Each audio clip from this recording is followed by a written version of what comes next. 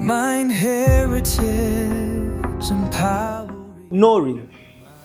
Don't you know how your bedroom is arranged? Don't you do the same rituals in the morning before you come here? Now imagine you organize your speech and attach every form of every point onto an action that you do every morning. For example, when you get up, you're like, okay, this will be an introduction. When you get your slippers or this is going to be the theme. When you pick up your nightie or put it off or get your towel, it's going to be your mind mapping, because you already know the pattern that you cannot forget it. Now what you do, you attach to say, this is how my flow or my speech is going to happen. But the challenge is that many of us think you can just wake up in a moment and they ask you about your favorite thing and you speak to it in a way that will influence or persuade. No, it doesn't work that way. It only works when it's not a training, when it's not a workshop, when you're not trying to influence people. When you're trying to explain things, you can use that. Because explanation, you have to pick from here. When you see this person is not understanding, you pick from here and you say them out. So there's no chronological order, but in your brain there's an order. So you can use brain mapping, or you can use pointers. You've seen people coming with small notes. You know, it's on paper 1, introduction. And finishes paper 2, main body. Finishes paper 3, an example. He'll turn there once. But he'll recall, because he has mastered the speech and he knows what is happening. I normally ask myself, why do people have to read their speeches? Do you know what that means to me? You don't mean what you're reading. It's not part of you. And it happens when you see these ministers, they have a team of advisors and researchers. So the day is going, that's when they present to him the speech that he has not written. So he has to go through it once as he's coming in his car. Now when he gets there, he's verbatimly reading. Are they communicating? That's why we don't trust them. Yet when you have crafted your art, you'll speak to people because you're connecting with them emotionally. You know where it is coming from. And you're very flexible to an extent that you will put aside the speech and speak from your own, like the way Martin Luther King did. If you are so rigid, you have said, this is what I had prepared. But he looked at the audience and said, to hell with this. Let me bring in something. So you need to have pointers. The third is that you need to have, if you cannot have mind mapping and you cannot have pointers, speak the story. Pick a story and build on it. Most of our talks, for example, if you remember on Saturday, what was my story? How many of you attended the Saturday event? What was my story? It was an ego. And all my talk was crafted around the ego. Pick a story that you feel you cannot forget. It can be a personal story, it can be a story, it can be a parable. Regardless of where you get it from, it can be a spiritual verse. As long as it speaks to you and you know your audience, use it. We know that words have power. Christians will say, in the beginning was the Word, and the Word was with God, and God was the Word, and the Word is Word. I don't know if the last one is true, but that's it. We know the Word has power. And the way we use our words will determine how we influence people. Right? Yes or no? Do you believe it? For example, we know there are instances where people have hard tones, right? Hard tones. You're speaking as if you're commanding, and once you do that, people's perception will change, because we don't want to be pushed. We want to be pulled. That's the difference. If you're communicating to push, congratulations, nobody will fall in. They will also resist. But if you're pulling them, you're changing your perception and they'll be able to listen. So communication is directly proportional to the words that we use. And remember, you're supposed to speak to inspire change in someone. Are you speaking to inspire, or you're just speaking? Yeah, I have to speak. That's your choice. And finally, we communicate to build relationships. And that's why the word communication comes into place. The word commune, we want to relate. If I don't want to relate with you, I won't communicate. That's why we find that the biggest challenge we have in relationships are people who are silent. Because tomanya chamanyi, you can't know. You can't presume. Right? So we need to remember that any type of communication we have has to build a relationship. And this is determined by the way we express our words. Expression. High or low. Tonality. In communication, we call it the wave frequency. The wave is up and down. That's why at times you hear I lift up my voice so loud and I come back down. Especially when you're talking to things that you want them to remember most. You don't shout.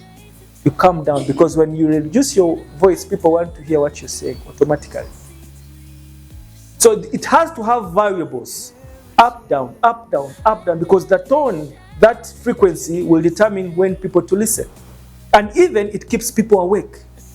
When you're trying to doze off like somebody I was seeing, that's why I was increasing my voice and he will turn and look at me. I'm like, I have you. Good enough. Then also, there are people who speak so fast and those who speak so slow. If you speak so slow, people are going to get bored. If you speak so fast, people are not going to listen. So you need to marry the two. Can you be so fast and at the same time speak so slow? It's a skill. Ladies and gentlemen, these things we are learning, you won't leave this place and act and be perfect. No, it is act of practice. Now that you have the information, if you catch yourself and keep implementing, you become better and better every day. The question I wanted to ask you is, when you speak as teachers, do you ever presume and assume how these learners listen? Do you ever listen to yourself on how you speak to them? We're never conscious. I normally catch myself. And me, I find pride when somebody tells me, I don't like the way you talk to me today. I'll be like, okay, first remind me, because I've forgotten. We're like this, I'm okay. Now I go back and ask myself, what was I thinking or feeling the time I was communicating? Now that helps me the next time when I'm going to communicate. Unconsciously, I'll catch myself like, I'm pressing the red button. And I calm down. So do you ever listen to yourself? Do you ever presume how this other person is listening to you? If you cannot, then you'll keep moving and thinking you're progressing, but you're just mistaking movement for achievement.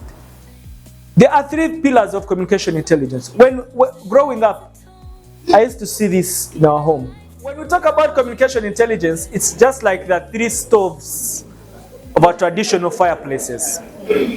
And the first stove, or the first stone, is self-awareness. Self-awareness simply means, I told you communication is the two-edged sword.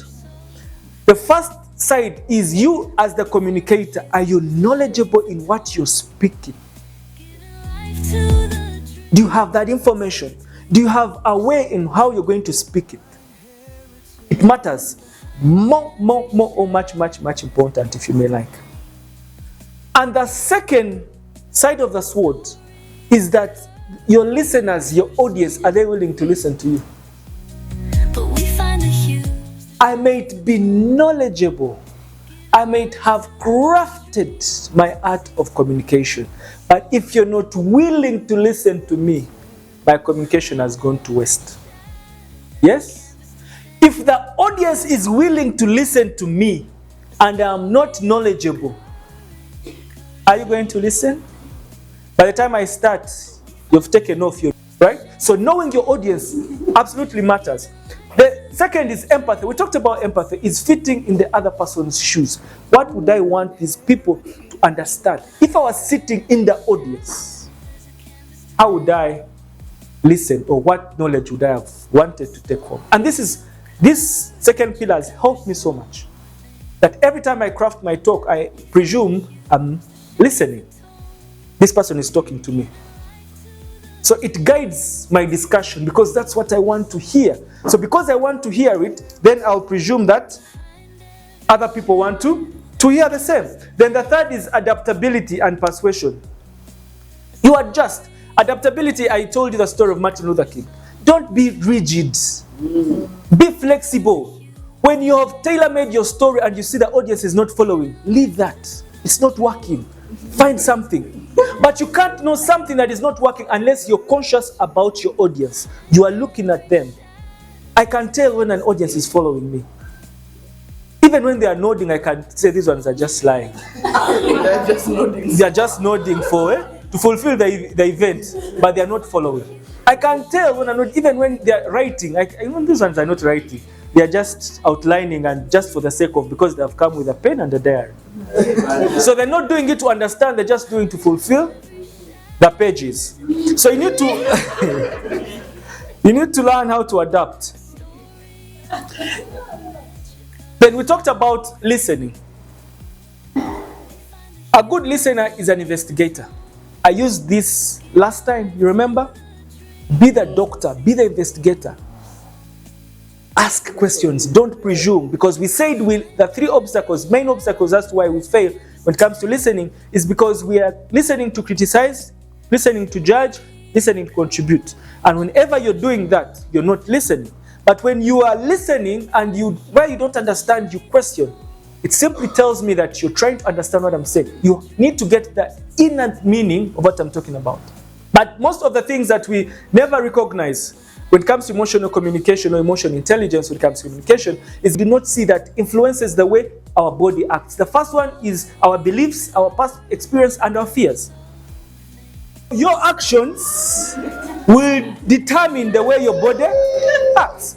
So we have then the things we say, that's why they tell you, don't tell me, but make me feel, right? And men have mastered this because they know women are emotional creatures, which is a fact.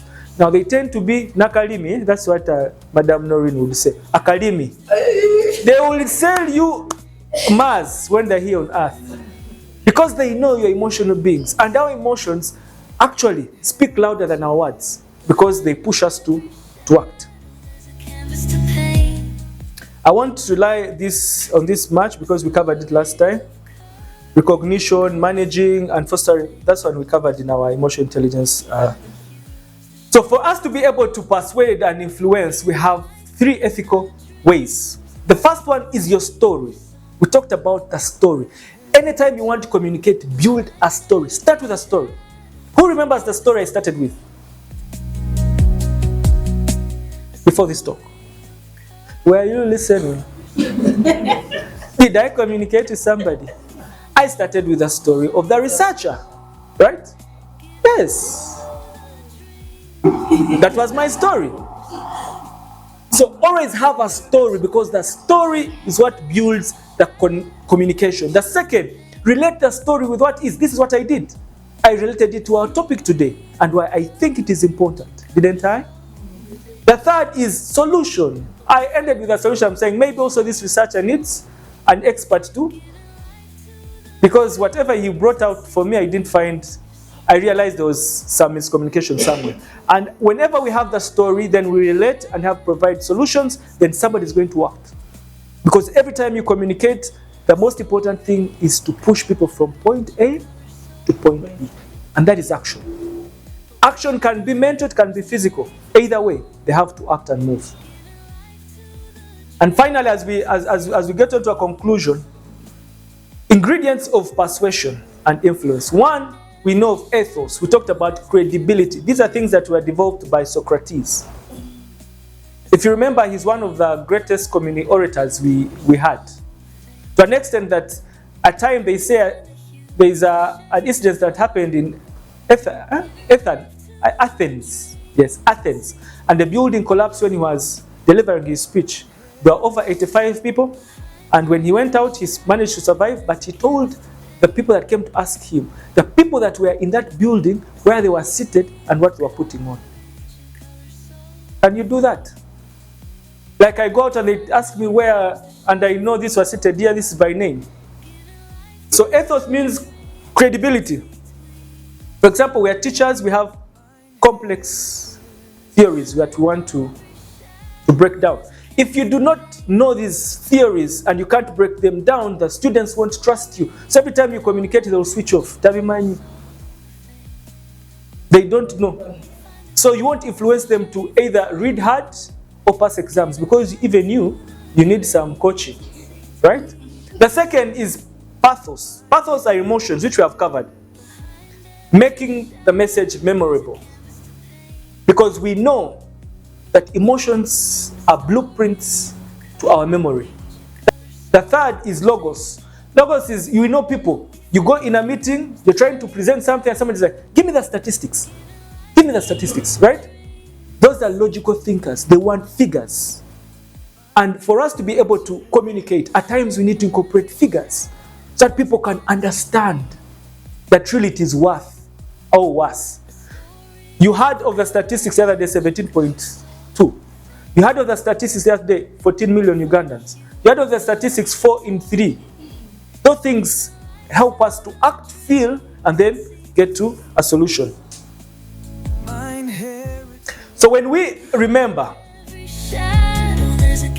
that we communicate because we want to move from point A to point B, then you will put into cognition or into consideration that you are the bridge. Every time you are passing on information, ladies and gentlemen, don't be a post office. You know what a post office does? No, it does not even actually keep. It receives and pastes. And whenever you receive and paste, you're not communicating at all.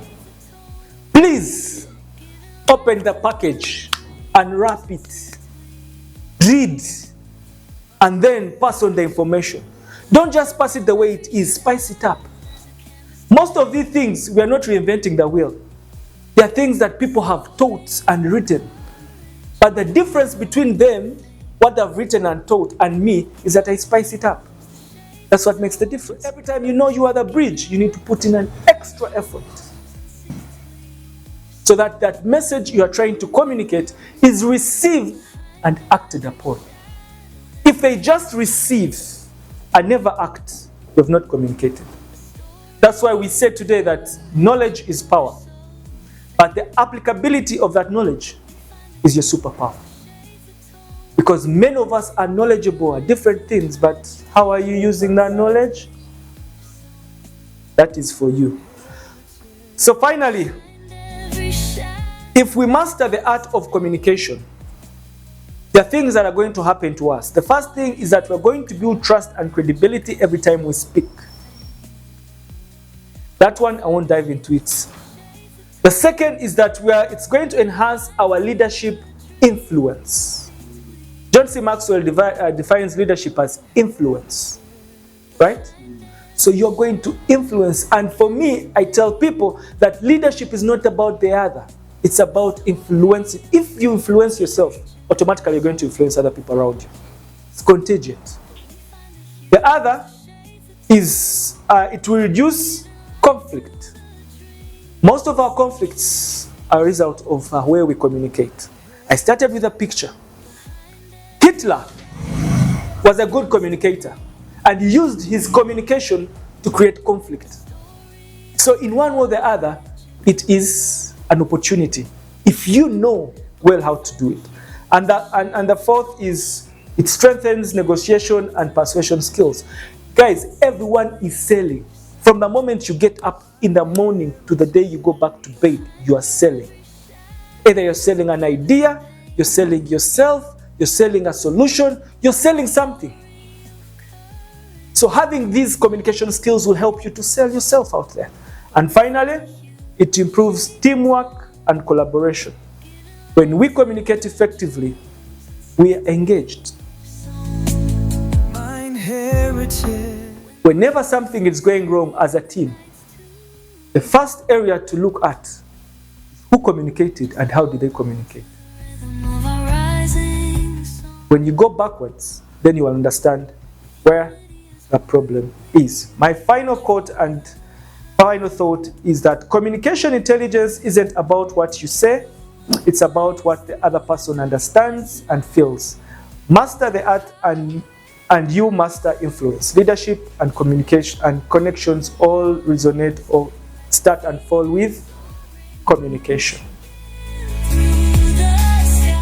Let us leave this place with the idea and the information that we have gathered to help us harness how we're going to communicate tomorrow. It's not the other day, it's not the other week. But if you can pick some of the simple concepts that we have shared here, trust me, we shall meet on the winning side. My heritage, empowering mind.